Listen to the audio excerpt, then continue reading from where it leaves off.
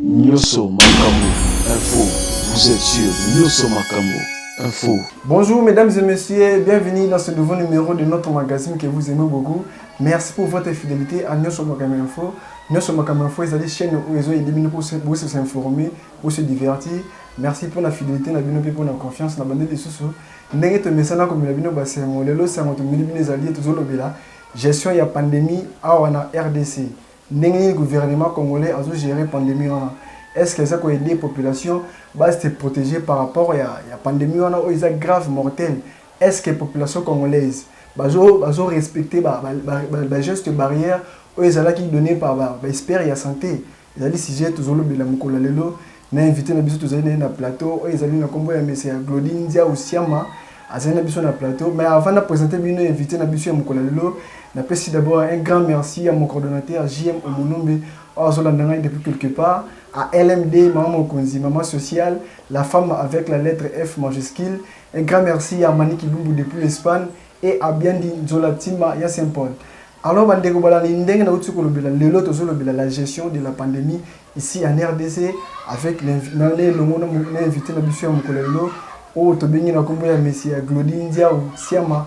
Nyoso Makambo Info. Vous êtes sur Nyoso Makambo Info. Bonjour monsieur Glody. Bonjour monsieur le journaliste. Oui, bandeko balandi o azali invité na biso ya mokolo lelo azali analyste alobemi na kombo ya monsieur Glodine Ndia Usiama. Azani analyste et le monde yende tozolobela par rapport à sujet à gestion de la pandémie ici en RDC. Alors monsieur Glody, la RDC a déjà dépassé la barre des 1000 cas confirmés par l'UNB, par l'UNRB. Alors, ndenge ni yoso mona ndenge façon gouvernement azali ko gérer situation de la pandémie. Merci monsieur le journaliste pour na ko yambanga ilelo. Na tina été population congolaise et ba lolenge nini maladie oyo ya makasi esili kokombela biso na mboka. Pona ko répondre na motuna na yo monsieur le journaliste, na lingi d'abord na bandana nous na kopesa merci na gouvernement parce que coronavirus eye na mboka na biso eye na monde entier eye ko perturber ba programme ebele ya ba état ebele. C'est ainsi que le gouvernement congolais aussi imprévu qu'il était pour ce coronavirus et suspendre et prendre biso azali ko bongama na mosolo oyo ezali na kati ya mboka pour na été population congolaise ezala encadrée ezala prise en charge pour na otali coronavirus. Mais to ko bosana te que maladie oyo eye ko pesa vraiment kokoso na kati ya mboka. Parce que tous les mboka moko ezali sous-développé, tous les mboka oyo budget ezali mukie makasi pour na faire face na pandémie oyo, mais gouvernement azali ko bundana pour être azwa prise en charge ba oyo baza kokoya na bokono oyo. Mais le lengi makambo ezali ko kendeli. Est-ce que vraiment gouvernement azali ko aider population ba se protéger par rapport à la maladie oyo? Alors, gouvernement azali kobundana ndenge na buti koloba na makoki oyo ezali epai na ye pona ko batela na ino population afin que bazala protéger contre cette maladie de coronavirus.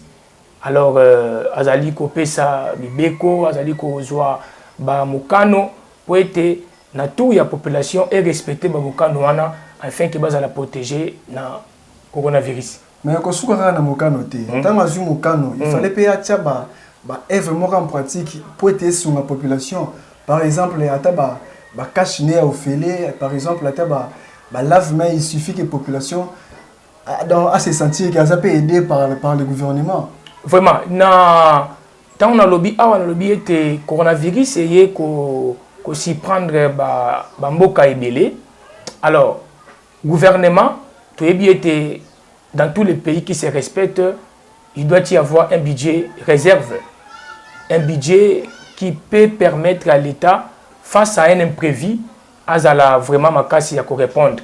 Alors, ezali mesures oyo tozali ko analyser et puis tozali ko benga na gouvernement, aller vraiment na ko na ko pesa ba cachine pas seulement a pesa mitindo azo ba ordonnance bazo ba arrêté ministériel mais gouvernement peut a aider population eux ils pauvres na ko pesa bango ba cachine ko pesa ba gel ba désinfectant ko pesa même ba gants pour na ba o bazali ko travailler na ba entreprise publique et puis na ba o bazali ko travailler na ba entreprise privée afin que bah les Kanakos la protéger contre cette pandémie qui a été déclarée par l'OMS.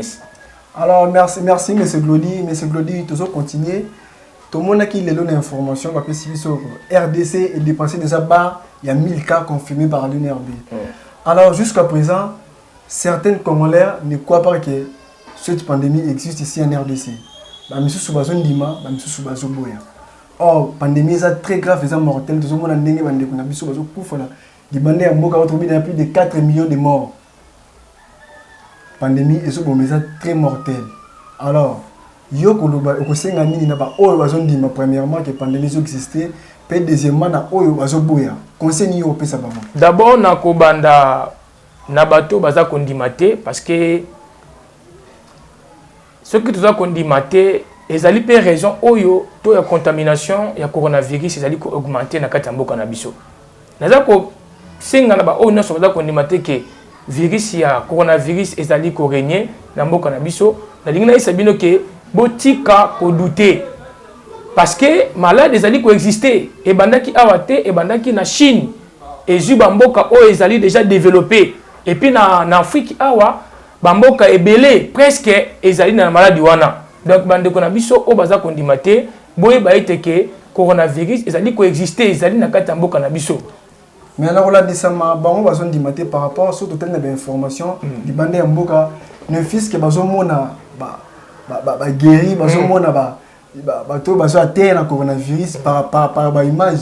Mais biso na boca na biso, ata image morona nous te moniter yangwana, ça facteur oh bazo soulever point na té. Monsieur le journaliste, merci. Bandeko, peuple congolais.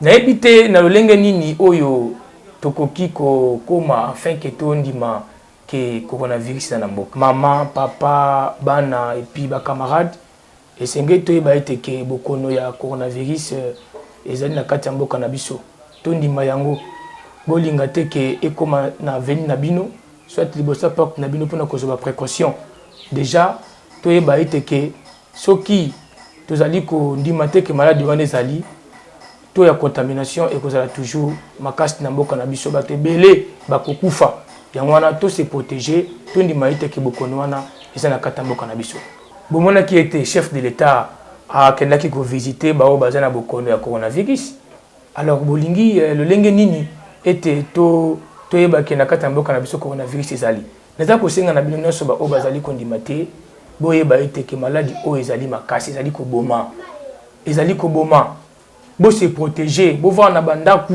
luka kashine kotambola te bitambola tambola po ete malade ezali na kati ya mboka toza déjà na likolo ya 1000 o bato baza déjà atteint bandeko na ngai peuple congolais tout va na mandaku malade ezali ko exister il faut ba travailler na ba entité territoriale décentralisée ba entité territoriale décentralisée ezali nini tozali na ba commune toza na ba quartier toza na ba avenue na mboka na biso lelo ba chef de l'avenue ba chef du quartier ba zarachu na rôle à jouer té mais or sous d'autres siens na ba France na ba Allemagne ceux qui lelo baza ko longa muke na coronavirus na France déjà boyoka qui déjà rentrée scolaire et salamaki déconfinement partiel et bandaki depuis 2 jours voilà ba longa ki yango parce que ba kondi mboka ba travailler ki na ba chef de l'avenue ba chef de secteur ba chef ba quartier na ba bourgmestre baye ba parce que bangonde bazali proche de la population bakoye bako sensibiliser même équipe ya riposte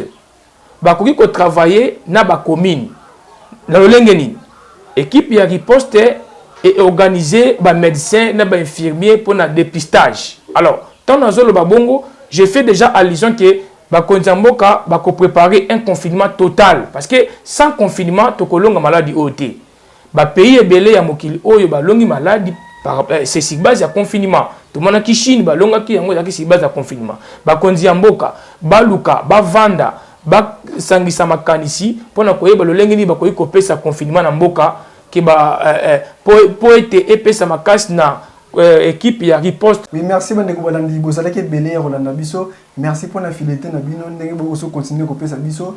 Vous restez toujours connectés à Nyonso Makambo Info, vous serez informés et vous divertir à tout moment où vous en avez pour ça.